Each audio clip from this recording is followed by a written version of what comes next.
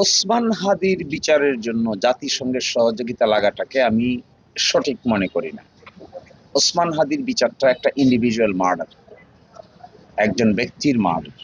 এই ব্যক্তির হত্যার বিচার যদি একটি জাতি করতে না পারে, এর জন্য আবার তৃতীয় পক্ষকে ডেকে আনতে হয়, তাহলে এতে নিজেদেরই দুর্বলতা প্রকাশ হয়। তো আমি এক্সপেক্ট করেছিলাম যে ওসমান হাদির বিচারের এভিডেন্স গুলো খুব দ্রুতই বাংলাদেশের আইন শৃঙ্খলা বাহিনী জোগাড় করতে পারবে। এখানে জাতিসংঘকে আমন্ত্রণ জানিয়ে কি এক্সপেকটেশন করা হচ্ছে তা আমার কাছে ক্লিয়ার না। আমি মনে করি this is not the good way.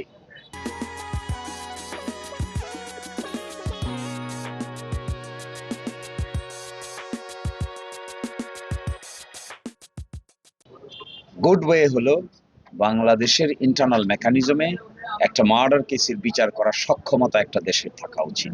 যদি না থাকে, তাহলে এটা দেশের জন্য ভালো কোনো সংবাদ বয়ে নিয়ে আসবে।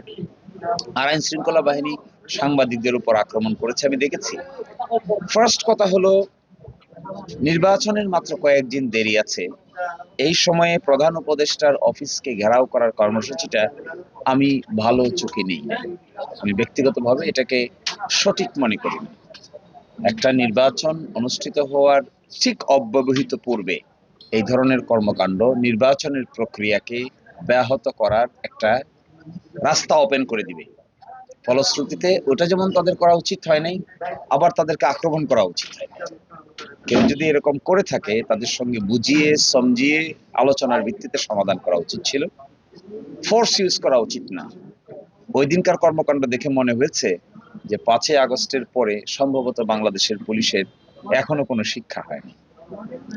দে should have been treated accordingly, এবং তাদের এই ধরনের অবস্থান থেকে জনগণকে এইভাবে নিয়ন্ত্রণ করার প্রয়োজন নাই। আরো টেকনিক ব্যবহার করে কনভিন্সিং ওয়েতে নিয়ন্ত্রণ করা উচিত। এভাবে